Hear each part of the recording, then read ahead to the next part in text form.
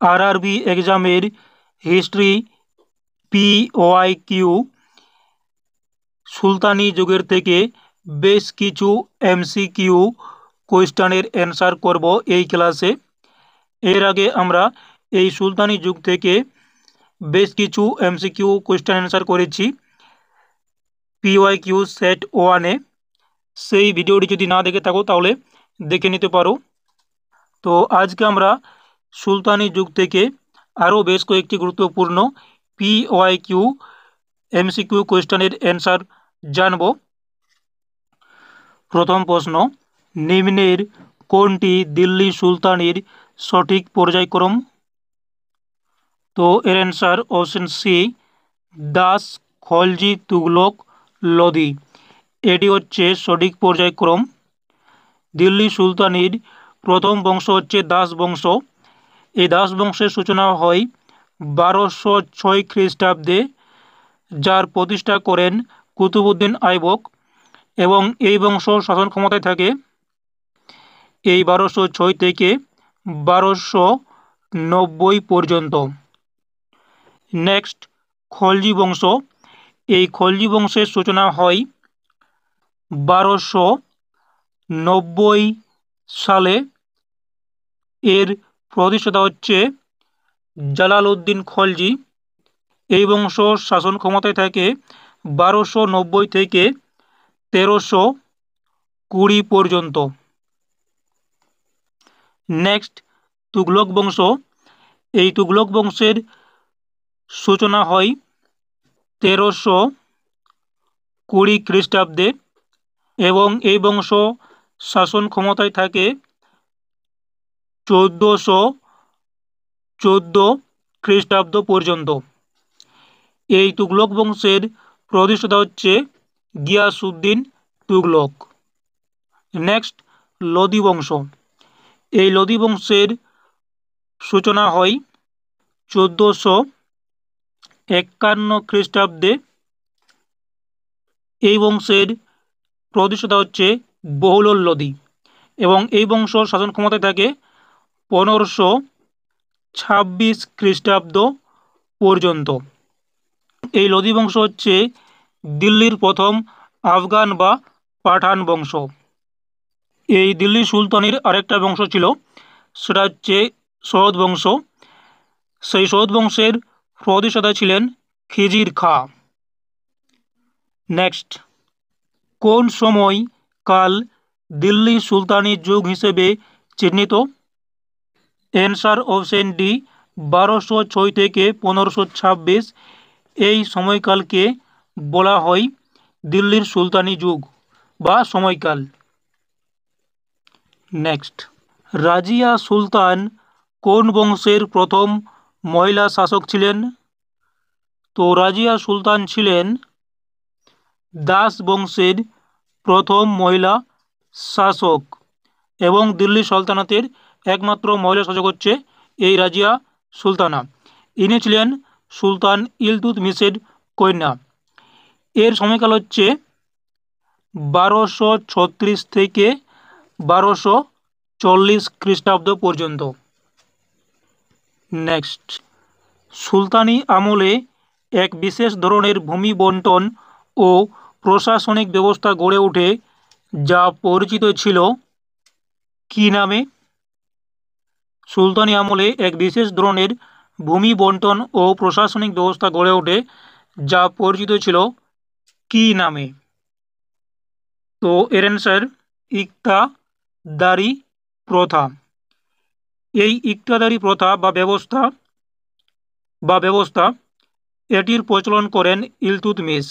কে করেন? ইলতুৎমিশ। এটি ছিল এক ধরনের বিশেষ জমি বন্টন ব্যবস্থা। তাহলে ইকতাদারি ব্যবস্থার প্রচলন করেন ইলতুৎমিশ এবং ইনি 40 চক্রেরও প্রবর্তন করেন। এই ইলতুৎমিশ সিংহাসনে বসেন 1211 খ্রিস্টাব্দে। নেক্সট, প্রথম কোন মুসলিম বংশ যা প্রায় 84 বছর ভারতীয় উপমহাদেশে শাসন করে? অ্যান্সার অপশন ডি, দাস বংশ। দাস বংশ প্রথম মুসলিম বংশ যা প্রায় 84 বছর ভারতীয় উপমহাদেশে শাসন করেন। এই দাস বংশের প্রতিষ্ঠাতা হচ্ছে কুতুবউদ্দিন আইবক। তিনি 1206 খ্রিস্টাব্দে এই দাস বংশের প্রতিষ্ঠা করেন। একে বলা হয় দাস বংশের প্রতিষ্ঠাতা, এবং এই দাস বংশের প্রকৃত প্রতিষ্ঠাতা বলা হয় কুতুবউদ্দিনের জামাতা ইলতুৎমিশকে। এবং এই ইলতুৎমিশই ছিলেন দাস বংশের সর্বশ্রেষ্ঠ শাসক, যিনি সিংহাসনে বসেন 1211 খ্রিস্টাব্দে। কুতুবউদ্দিন আইবকের দত্তক পুত্র আরম শাহকে সিংহাসনচ্যুত করে তিনি 1211 খ্রিস্টাব্দে সিংহাসনে বসেন। কুতুবউদ্দিন আইবক ও রাজিয়া সম্বন্ধিত ছিল কোন বংশের সাথে, বা রাজিয়া সম্পর্কিত ছিল কোন বংশের সাথে? অ্যান্সার অপশন এ, মামলুক বংশ। তাহলে কুতুবউদ্দিন আইবক ও রাজিয়া এরা ছিল মামলুক বংশের। এই কুতুবউদ্দিন ছিলেন দাস বংশের প্রতিষ্ঠাতা এবং রাজিয়া ছিলেন কুতুবউদ্দিন আইবকের জামাতা ইলতুৎমিশের কন্যা। এই কুতুবউদ্দিনকে বলা হয় লাক্ষদাতা বা লাখ বক্স। তিনি 1206 খ্রিস্টাব্দে দাস বংশের প্রতিষ্ঠা করেন এবং তিনি 1210 খ্রিস্টাব্দে চৌগান বা পোলো খেলতে গিয়ে ঘোড়ার পিঠ থেকে পড়ে মারা যান। এবং সুলতান রাজিয়া, যিনি সিংহাসনে বসেন 1236 খ্রিস্টাব্দে এবং সিংহাসনচ্যুত হন 1240 খ্রিস্টাব্দে, এবং তার মৃত্যু হয় বিদ্রোহীদের হাতে।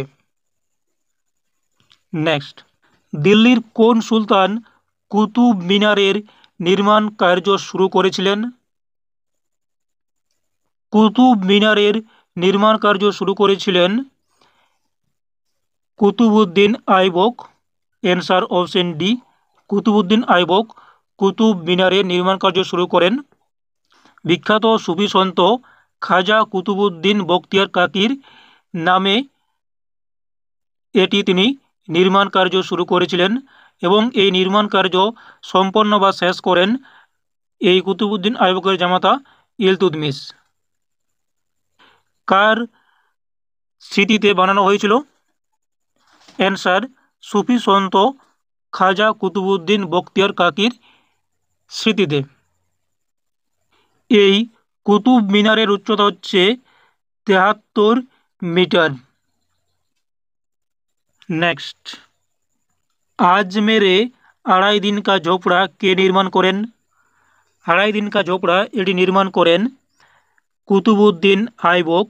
অ্যান্সার অপশন ডি, দাস বংশের প্রতিষ্ঠাতা কুতুবউদ্দিন আইবক আড়াই দিন কা ঝোপড়া নির্মাণ করেন। এছাড়াও তিনি কুয়াং উল ইসলাম মসজিদ নির্মাণ করেন।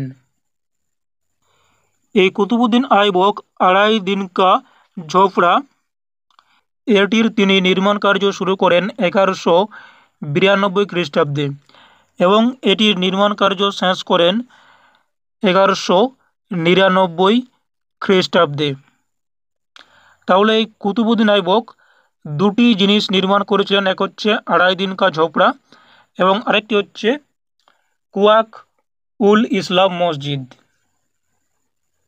এই দুটি নির্মাণ কার্যই তার দিল্লিতে রয়েছে, কুয়াত উল ইসলাম মসজিদ এবং কুতুব মিনার, এই দুটি রয়েছে দিল্লিতে।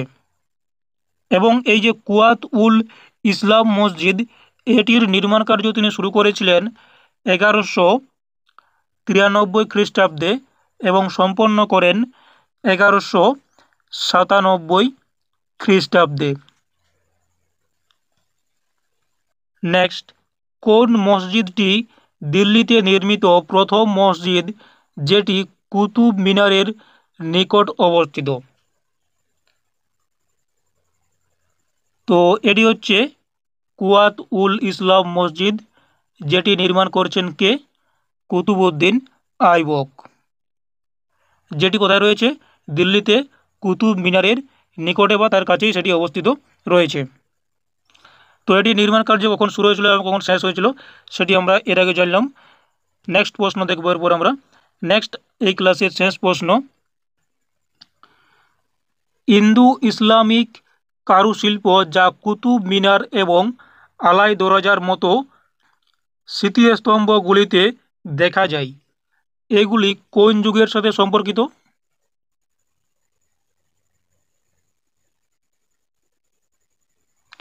অ্যান্সার অপশন বি, দিল্লি সুলতানি যুগ। এগুলি দিল্লি সুলতানি যুগের সাথে সম্পর্কিত। তো এই ছিল আরআরবি রেলওয়ে এক্সামের বেশ কিছু এমসিকিউ কোয়েশ্চেনের অ্যান্সার।